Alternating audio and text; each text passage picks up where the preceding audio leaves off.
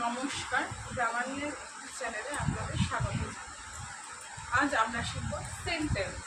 Sentence কাকে বলে না, কতগুলি ওয়ার্ড পাশাপাশি বসে যখন অর্থপূর্ণ মনের ভাষা প্রকাশ করছে তখন তাকে আমরা বলবো সেন্টেন্স। ঠিক আছে, যেমন Ram is a good boy, Ram হয় ভালো ছেলে। তাহলে এখানে কি হলো, এটি একটি অর্থপূর্ণ বাক্য গঠন করছে। এটি হচ্ছে একটি সেন্টেন্স। একটি সেন্টেন্সকে আমরা দুটি অংশ পাই, একটা হচ্ছে সাবজেক্ট, একটা হচ্ছে প্রেডিকেট। সাবজেক্ট যখন বাক্যের মুখ্য অংশটিকে বলা হচ্ছে সাবজেক্ট এবং গৌণ অংশটিকে বলা হচ্ছে প্রেডিকেট। বাংলায় সাবজেক্টকে বলা হচ্ছে উদ্দেশ্য এবং প্রেডিকেটকে বলা হচ্ছে বিদেহ।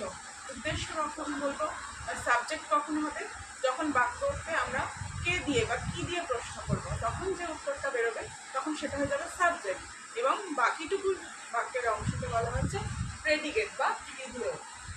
যেমন এখানে Ram is a good boy, তো এখানে রাম হচ্ছে মুখ্য অংশ, এটি হয়ে যাবে সাবজেক্ট এবং বাকি অংশটুকু হয়ে যাবে কি প্রেডিকেট।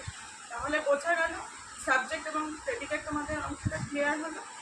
যদি কোনো প্রশ্ন থাকে তাহলে please like, comment and share, আর চ্যানেলটিকে ভালো লাগলে